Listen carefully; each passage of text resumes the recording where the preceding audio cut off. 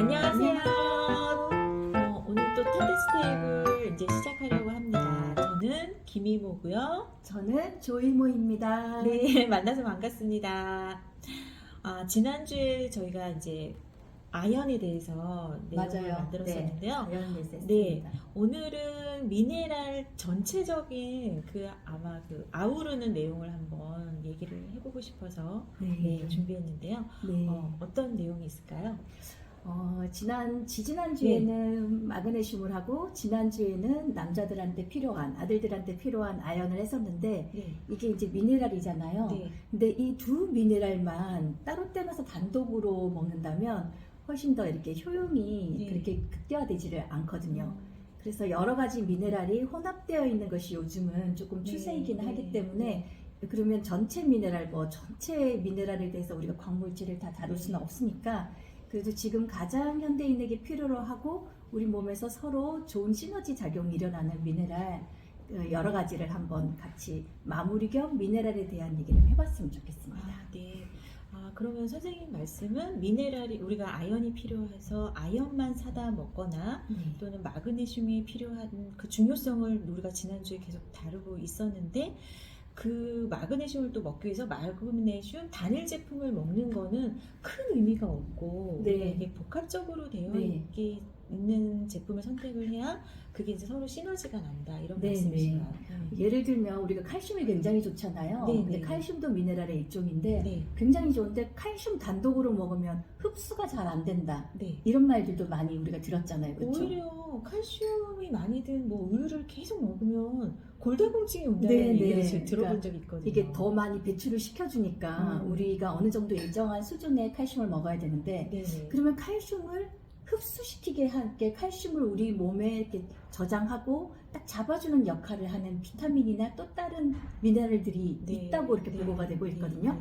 그래서 칼슘을 먹을 때는 비타민 D, D3가 꼭 같이 먹어줘야 칼슘이 훨씬 더 우리 몸에 더 다양한 작용을 한다. 이렇기 때문에 어떤 퍼센테이지, 이렇게 우리 몸에 가장 좋은 효용의 그 퍼센테이지를 맞춰서 미네랄을 먹는 것을 권장하고 있거든요.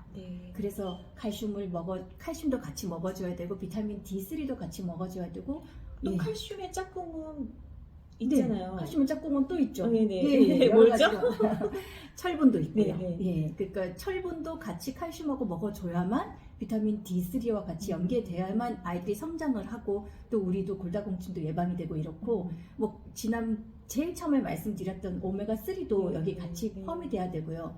그래서 이제는 이렇게 하나로 묶은 이런 영양제들이 많이 나오고 있더라고요. 칼슘하고 마그네슘을 2대1로 먹어야 이제 밸런스가 맞고, 거기서 이제 효율적으로 흡수가 싹 된다고, 2대1로 흡수를 맞춰야 된다, 그런 얘기도 들어봐서, 그런 미네랄은 진짜 어떤 시너지를 내는 것들을 같이 복합적으로 꼭 먹어줘야 되는군요.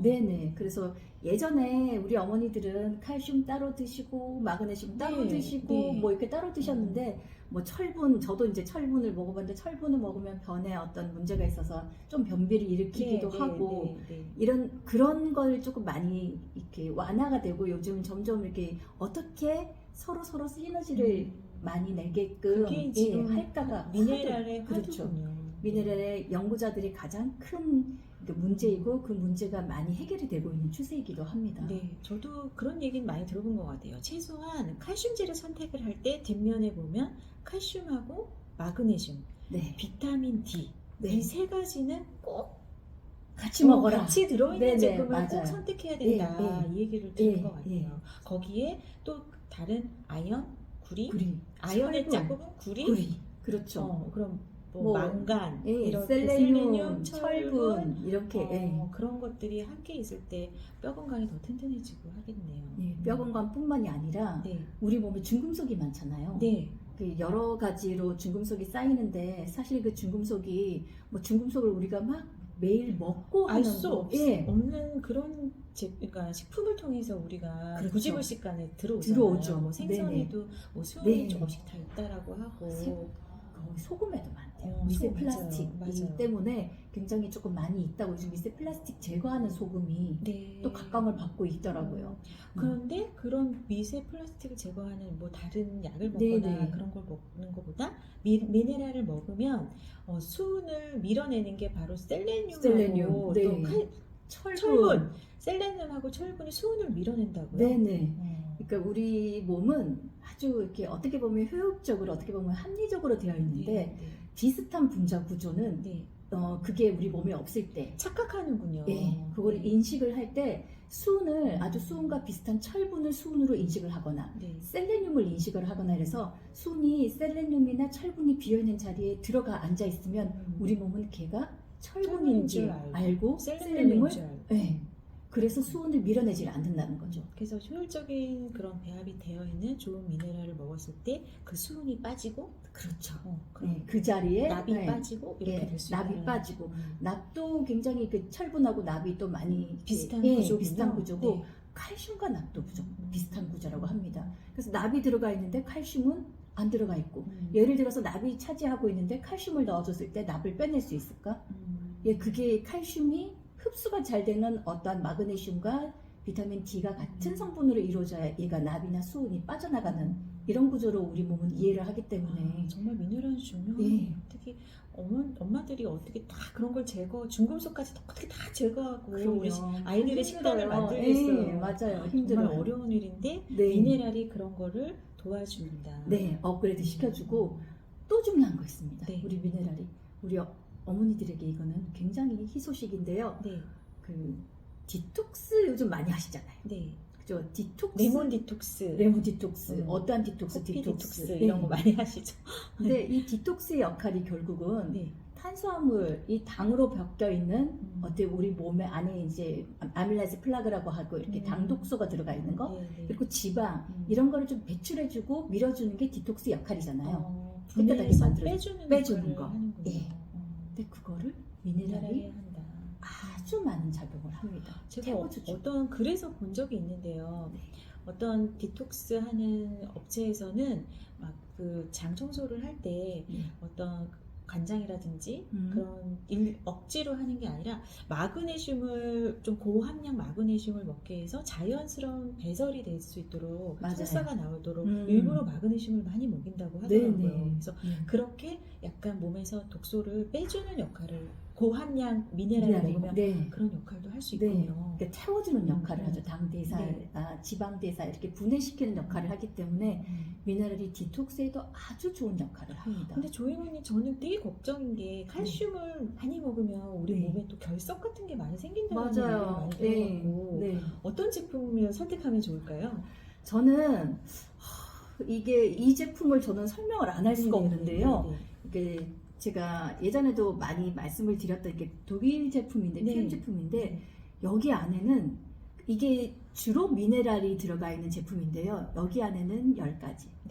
우리 몸에 꼭 필요한 미네랄이 들어있군요. 미네랄이 넘치지 않게 우리 몸에서 적당하게 작용을 할 수 있게끔 퍼센테이지가 들어가 있거든요. 그런데 이렇게 분말로 되어 있어서 물에 타먹는 방식인가요? 물에 타먹는 방식으로 이 미네랄이 각광을 받는 거는 크게 이제 또 큰 이유가 있는데요. 우리가 미네랄을 많이 섭취하지 않다 보니까 굉장히 스트레스 상황에 있고 혈관이 좁아져 있고 긴장이 되어 있는 상황인데 미네랄 중에 마그네슘이라든지 이런 것들이 많이 이완시켜주는 역할을 하잖아요. 그래서 이걸 먹고 잠을 잘 잤다고 하시는 분들이 굉장히 많아요.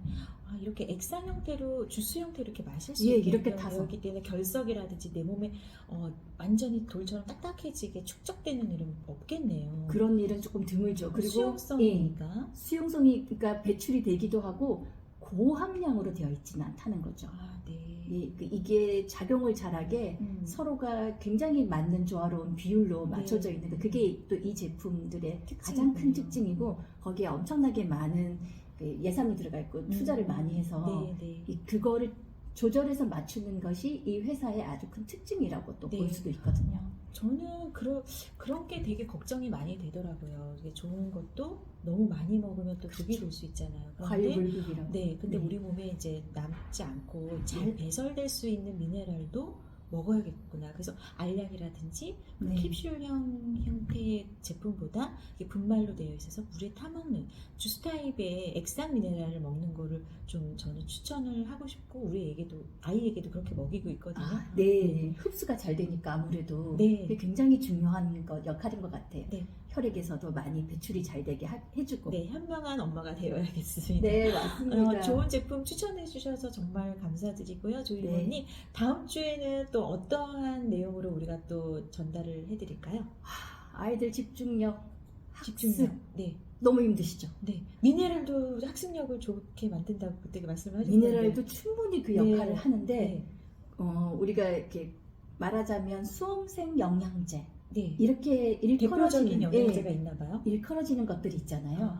그게 비타민 B군입니다. 비타민 B군이 그렇군요. 네. 수험생들의 영양제라고 하면 비타민 비타민 B다. B군. 네. 그런데 왜 B군이 그런 역할을 할까? 그러니까 비타민은 도대체 B군에는 어떤 역할이 들어가 있고 네. 어떤 작용을 하니까 이렇게 수험생들 영양제라고 할까? 이런 얘기를 한번 다뤄봤으면 좋겠습니다. 네, 어머님들이 귀 쫑긋하고 다음 주를 기다리실 것 같은데요. 네. 그러면 다음 주에 또 좋은 내용으로 어머님들 필요한 내용으로 찾아뵙도록 하겠습니다. 다음 네. 주에 또 만나요. 안녕. 안녕.